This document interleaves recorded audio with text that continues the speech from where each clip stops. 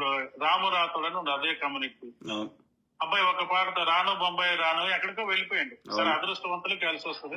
అబ్బాయి టాలెంట్ చాలా కష్టపడ్డాడు. దాంట్లో అమ్మాయి కూడా డాన్స్ కూడా బాగా చేసింది. ఇట్లా బంజారా సింగర్ చాలా మంది ఉన్నారు కదా, మరి వాళ్ళందరికీ లేని కష్టం నీకేముంది? ఆమెనే ఆమెకే తెలవాలి, మీకే తెలవాలి, నాకు తెలియదు. లేకపోతే లేకపోతే V6 దామురెడ్డికి సార్కి తెలవాలి. ఇప్పుడు రోజా భయ ఒక అమ్మాయి పాడుతుంది అంటే బంజారా సాంగ్స్, తర్వాత సుహాస్ అని ఇంకొక అమ్మాయి పాడుతుంది, ఇంకా శిరీష్ సంథింగ్ వీళ్ళు పాడుతున్నారు, బంజారా సాంగ్స్ పాడుతున్నారు. వాళ్ళకంటే నువ్వేం కష్టపడుతున్నావు? నాకు తెలియదు బ్రదర్, మీకే తెలవాలి. నాకు తెలియదు. వాళ్ళది నీది ఒకటే గొంతు కదా. ఇప్పుడు నేను మామూలుగా అడుగుతున్నా, వాళ్ళకంటే నువ్వేం కష్టపడుతున్నావు? మరి ఇప్పుడు ఈమెను కాదు తులసి చంద్ అంటే ఈమెను ఏదో మంచి ఆమె లెక్క చూపెట్టే ప్రయత్నం చేస్తలేదు. పాప ఆమెకు కూడా తెలియదు కదా సార్. మరి తెలంగాణ శ్యామ అన్నిటి మీద స్పందిస్తాడు, దీన్ని ఎందుకు స్పందిస్తాడు? ఇక వాళ్ళ ఆల్రెడీ వాళ్ళ దానికి వదిలేయాలి సార్. ఎందుకు పట్టించుకుంటున్నారు? ఇప్పుడు మన మోతిలాల్ అని ఒక ఆయన వచ్చాడు, పెద్ద పీకుడు గల్లా, మా బంజారా బిడ్డ అంటే. నీ బంజారా బిడ్డ నీకు ఎప్పటి నుంచి తెలుసు? నీ బంజారా బిడ్డ నీకు ఎప్పటి నుంచి కాదు, నష్టపోయిన వాళ్ళు కూడా బంజారాలే కదా మరి అట్లా అంటే. వాళ్ళు ఏమన్నా అదర్ క్యాస్ట్ వల్ల అదే నేను యాక్చువల్ గా వాళ్ళు మీతో మాట్లాడటానికి కూడా అదే నష్టపోయిన వేరే వాళ్ళు కాదు కదా. 90% నీ బంజారా బిడ్డలే కదా, నువ్వెందుకు నించోట్లేదు వాళ్ళ పక్కన? అవును. అంటే వాళ్ళు మాత్రం ఉత్తరనే ఊడిపడ్డారు, ఏం మాత్రం పైనుంచి దిగురించి లేది దేవకాని ఇలా దిగిపడ్డదా? సిగ్గు శరం ఉండాలి సార్ మాట్లాడాలంటే. మనుషులమే కదా పుట్టింది, మనిషి జనమే కదా, వాళ్ళ ప్రాణాలు పోతున్నాయి. నువ్వు పోయి అక్కడ కూర్చొని ఫైట్ చేయవా? అవును, ఈమె అవును కరెక్టే, పలుకుతాండా పోయి వాళ్ళ తరఫున కొట్లాడొచ్చు కదా, న్యాయం దొరికేదాకా. పోవచ్చు కదా, పోమనండి. పోతే ఇంకా అంతే సంగతి. ఇప్పుడు నాట్ ఓన్లీ సత్యవతి, మిగతా వాళ్ళు కూడా మా అమ్మాయి అని చెప్తున్నారు కదా.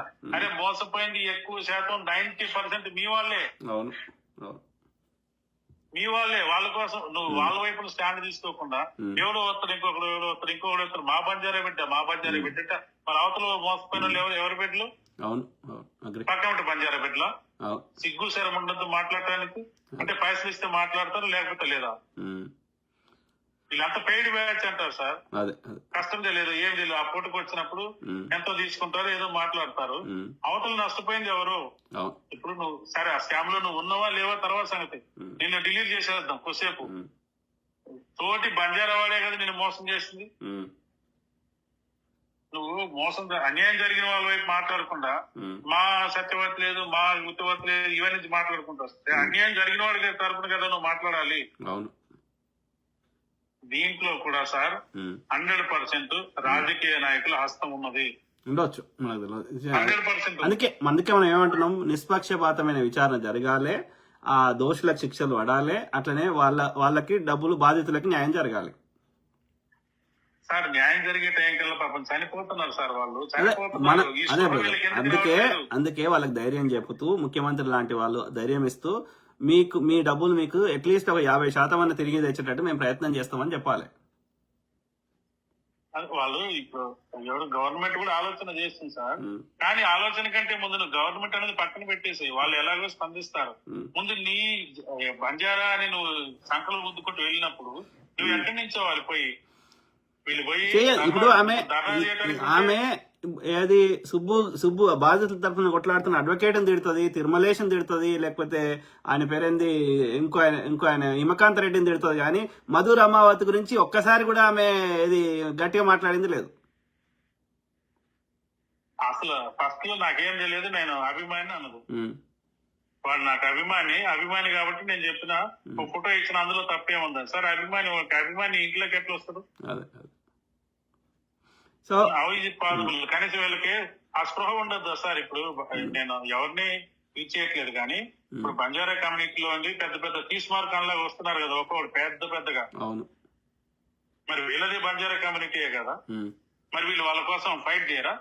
చేయరు. ఎందుకంటే ఈ సోకాల్డ్ కుల పెద్దలంతా చెత్తనా కొడుకులు, చిల్లర తీసుకుంటారు, ఎవరు పైసలు ఇస్తే వాళ్ళ పాట పాడతారు, గలీజ్ పాడుకోరు. మరి వీళ్ళని ఎలా నమ్మా సార్? ఇప్పుడు నమ్మొద్దు. నేను నా జీవితాన్ని నేర్చుకున్నది, ఎవరిని నమ్మొద్దు. పైసలు ఎవరిస్తే వాళ్ళ పాట పాడే వాళ్ళు ఎక్కువ మంది ఉన్నారు. అట్లా వస్తే మరి పైసలకి ఆశపడి ఉంటే ఈ రోజు నన్ను ఎన్నోసార్లు ఎగతాళి చేసినట్టు మాట్లాడినా నేను పట్టించుకోలేదు. ఎవరన్నా నేను పట్టించుకోలేదు. చాలా మంది అంటూ ఉంటారు, అన్న నువ్వు ఎక్కడే ఉన్నావు, వాళ్ళు అక్కడెక్కడ ఉన్నారు. ఒక విషయం ఏంటంటే గురువు అనేవాడు ఎవడైనా సరే వాళ్ళ స్టూడెంట్స్ ఎవరైతే వాళ్ళ దగ్గర నేర్చుకున్నారో వాళ్ళు పై స్థాయిలో ఉంటే ఆనందపడతారు. ఆ విషయం తెలియదు. గురువు అంటే మా పడే ఆనందం డబ్బులతో రాదు. వీళ్ళు అనుకుంటారు డబ్బులు రాగానే వచ్చి అభిమానం ఉన్న వాళ్ళు వచ్చి ఇస్తారు సార్. వాళ్ళని మేము అడగట్లేదు, ఎవరిని నేను ఇంతవరకు అడగలేదు.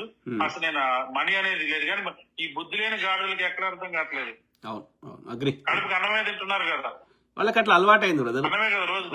ఒకసారి లేని వాళ్ళకి పైసలు చూసే వారికి, అంటే అందరిని అంటలేను, మంచి వాళ్ళ గురించి మనం మాట్లాడతలేము. మంగ్లీ లాంటి వాళ్ళ సైకాలజీ ఉన్న వాళ్ళు మాట్లాడుతున్నాం. ఆమె చూడక పైసలు చూసింది కదా, ఈసారి ఆమెకు మనసు పడతలేదు కదా, పైసలు పిచ్చి పట్టింది.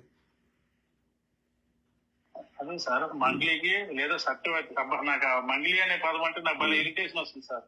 ఆ సత్యవతికి వీళ్ళందరూ సపోర్ట్ చేయడానికి వీళ్ళకి సిగ్గు అనిపించట్లేదా? వాళ్ళకి చిల్లరిస్తే ఆ పాట పాడుతున్నారు. అదే ఇప్పుడు నీకే జరుగుతుంది. అప్పుడు ఆ చిల్లర ఏమవుతుంది?